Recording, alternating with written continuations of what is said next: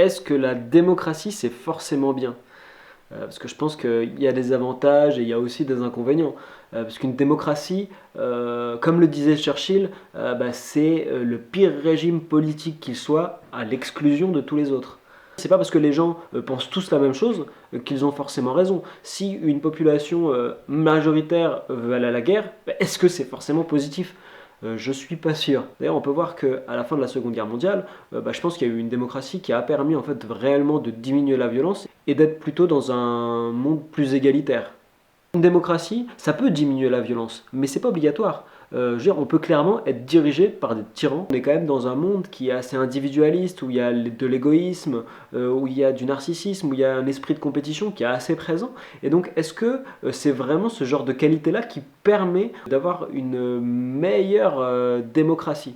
Parce que quand les gens votent pour être représentés, oula, il y a un postillon. La démocratie aujourd'hui, elle est représentative. On vote pour élire une personne tous les 5 ans. Les gens qui votent, ils sont basés sur quoi? Sur un discours qui est plus basé sur des émotions que sur la raison. Hein, il y a quand même une relation forte entre ceux qui ont de l'argent et ceux qui sont élus. C'est quand même bizarre, hein, parce que tous ceux qui sont élus, en principe, c'est ceux qui ont le plus de budget. Comme par hasard. C'est fou.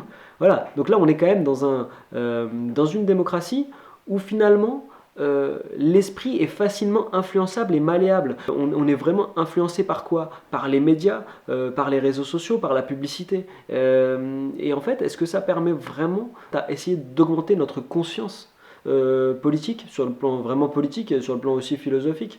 Parce que si on arrive facilement à influencer notre cerveau, est-ce qu'on peut dire qu'on est vraiment en démocratie? Dans une démocratie, ce que devrait chercher une population, c'est le bien-être de la population et pas uniquement son bien-être personnel.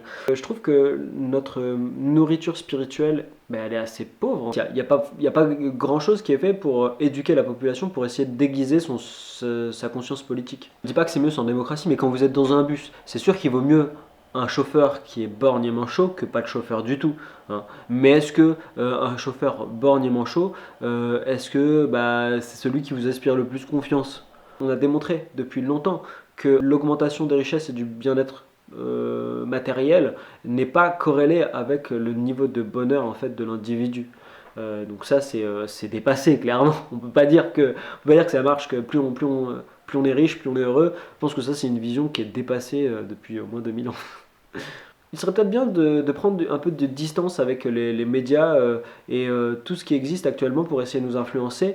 D'autres sources d'inspiration au quotidien nous inciteraient à réfléchir différemment. Et ça serait peut-être quelque chose de plus positif pour le bien-être d'une communauté, qui aurait un but un peu moins mercantile. Voilà. Après, moi je dis ça comme ça, quoi. Hein,